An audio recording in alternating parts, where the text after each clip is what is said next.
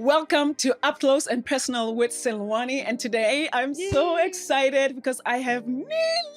What's up, girl? Welcome, Nilli. Thank you. How are you doing? I'm great, and you? It's good to have you back in the building. Can Thank you tell you. everybody what you do? Hi, everyone. I am part-time muse at Michael Jackson 1 by Cirque Du Soleil. And yeah, I used to be here a lot more, and that's how we know each other, and we're just hanging out now that I'm back hanging out. It's so good to have her back. I mean, Yay, you are, first of all, you're amazing. Oh, whatever. And you are such an inspiration. I think I've known you now for 5 years. Oh my God, it's And true. the way you play that guitar, your presence on stage, the growth, Aw, you know, it's really, thanks. the makeup. Even the Because makeup. I know how hard it used to be. You'd be like, oh my God, this makeup. But tell us, how did you get into music though? How did you get into music? Well, I mean, I grew up with music playing in the house all around me and everything. I have older brothers, and they kind of introduced older music than I would have maybe known at growing up in the 90s, you know. So I was exposed to Queen and Pink Floyd and things like that just in my home, and then like later discovered like heavier music. But I think I always kind of knew, it was like obvious to my family that I was very into just music in general. That is amazing. And then when did you start taking it seriously though? Taking it seriously, it was like really in high school. But I was always, you know, I was always taking lessons. I was always just around it, and I always had a passion for it. And I think I just had to get old enough to want to really practice, you know? Yeah. Was it ever your dream to be in Cirque Du Soleil? Or was it coincidence? Tell me the truth now. I mean, maybe somewhere in between, because it's not something that I ever thought about as an option or a possibility until this particular show was being created, and the idea kind of got in my head, and then it just became like a really fun goal of like, this could be really great, and wouldn't it be awesome if I could grow into this? And I got close the first time around at creation, and then you know, Gina was here for a long time, and she's so Both amazing. Of you are amazing. She's Both of you are, incredible, yes. and like, there's few people I have more respect for than I do for Gita, because she like awesome. she did so many shows. She created this character. She went through like all the like trial and error of like costume pieces that are no longer here, and like cues that are no longer, you know, like she really had to go through it, and she did so many I mean, seriously, she's incredible. And so I had 3 auditions over, I think, like the course of 5 years. Oh my God! Until I got here. It's so good that you say this, because I think people don't realize that. You know, they just see you in this role, and they don't know how much work you had to put into it. And it's really good for the young ones out there to know that, you know, you have to keep trying and not giving up, because here you are. I mean, you're an amazing musician, but you had to audition, you know, a few times. Yeah, for right? sure. Because the competition is so high out there. Yeah. You know, how is it like to do 10 shows a week? So that was definitely not something I even realized until right before I was hired. You know, like it was like very late in the process that I was told that. And I'm not saying it's like on purpose or anything. I think I just didn't know that that was part of the life.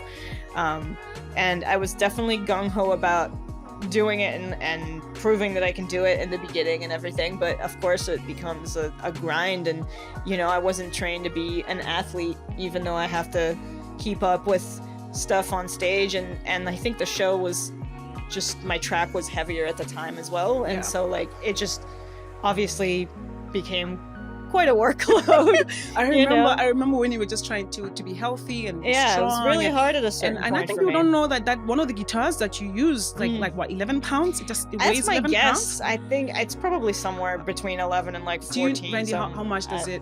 How much does it weigh? 11 like, pounds. yeah, That's quite a bit. And it's running really, from one point of stage, like stage left, sometimes stage right, and just playing. But you make it seem like it's absolutely nothing. Well, I'm very glad. I have this video where I fall. I know like, the video.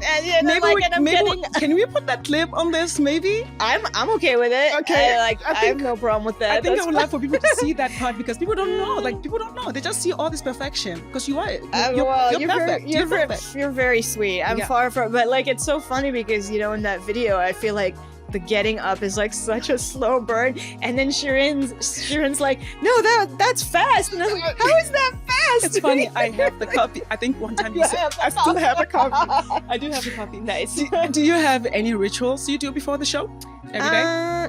Not really. I mean, you're like, a pro, so you probably like, don't have to do one. Well, I feel like this gig, because it's like there's such a routine to it, the routines themselves are already the rituals, you know, because you already have to repeat the same steps. So like getting in that jacket with whoever's cape teching, you know, and then standing behind the door with them before coming out, and like just kind of vibing with them, and that cape is awesome though. Whatever. It's fun. Yeah. And do you have any special bond? You know, you don't realize like everyone in wardrobe, like we become best friends because we like, you know, stand in the darkness and talk, and then just do the cape thing together. Yeah. Do you have any specific song that's your favorite in this show? Do you have favorites? A favorite song? Yeah. Do you? In all the shows in all the songs that you're playing right now. That I'm playing? MJ1. Do you have any specific, like, do you have a favorite song, or you just? I have a few. I mean, like, I love. You can be honest. No, it's okay. I will be. It's hard.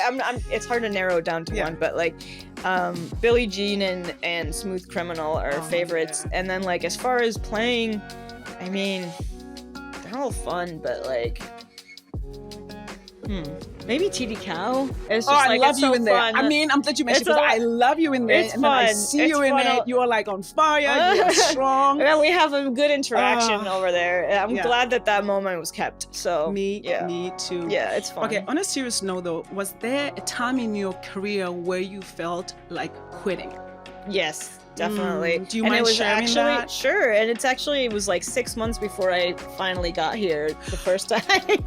That's the funny thing that ended up coming out of it, is like I got to the point where I felt like I wasn't doing it for the right reasons anymore, and everything just became like, you know, I would pick up my guitar to practice or something, and I would literally have the thought of like, oh, if I'm not making a video with this today, or if I'm not furthering my career with this today, or whatever, like, then what's the point, you know? And then like I caught myself like having this thought of like, okay, this is kind of wrong. Like, I don't know that this is the reason I want to do this. So I kind of had to like take some time to regroup. Luckily, it was like at the end of a year, so I kind of was like, okay, I'll take the rest of the year off.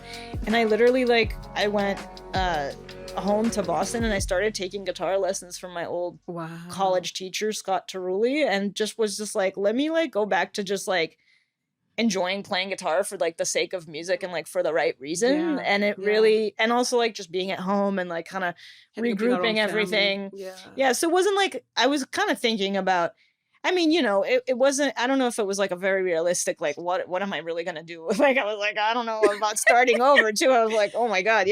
But it was a really good way to just kind of recharge and like, just get back to the true love of why you were doing it, right?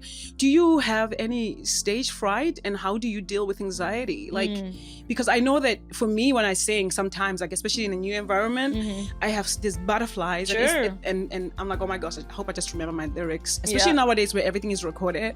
Just pray and hope that you don't mess up. But for you though, how do you deal with that kind of anxiety, especially in a new environment? When you do the show 10 times a week, you get into the routine, right? But how do you deal with anxiety and the pressure, you know? That's a good question. I mean, I feel like I have more anxiety about like the logistics around it, and it's not to say that I don't get nervous performing. I do, especially when it's something new and fresh, but I feel like everything around it is almost like the harder part. But I don't know, I mean, I think it's just it's partially a good thing to still have butterflies, but it's also like experience does hopefully desensitize you a little bit to the point where it's not as scary, and it's just more exhilarating to like know that you're gonna have an audience to interact with, and especially after COVID too, and like the appreciation of playing and 100%. For real people and performing to people and everything. I think like just changing the perspective of how we look at that really helped. But I mean, again, it's like everybody gets nervous, and I think everybody's got their own ways of dealing with it. For me, it's just kind of like the only way out is through, like, you know. There's nothing you can really do about it. You kind of have to like experience the fight or flight of it, and then you get on stage and you're fine. Like you we don't really know how we do it, right? We just do it. And then the more you do it anyway, you become better with it. Right. Any advice you can give to the young and upcoming musicians out there, people who really admire you, there's so many of them.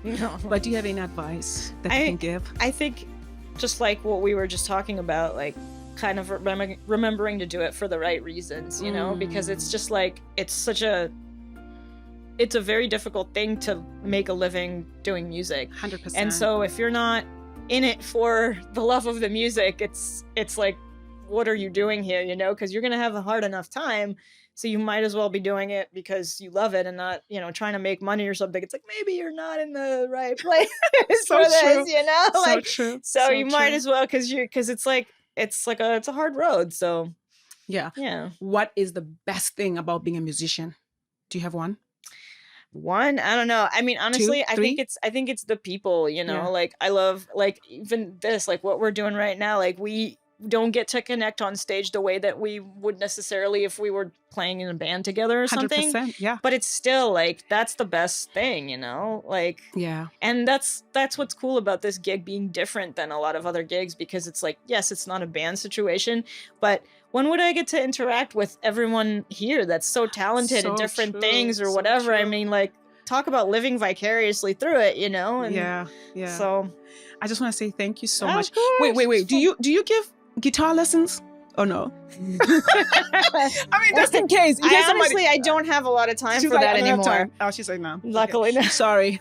No, luckily, no. No, I do love giving guitar lessons. I have not had as much time to devote to it recently. Yeah. But it's still fun when I get to do it. I love you so much. I love you so much. And I'm just so grateful that you are back with us as an encore, and to have you here for the week. I got to enjoy you for the week. Fun as hell. You know, which I haven't done in so long. So I just want to say thank you so much. Thank you. What a fun flashback. I know. So I'm so grateful for you, and I'm glad you're here. And I'm gonna keep doing the music. Yay! Yeah, I love you. Girl, I love you. Thank you. You too.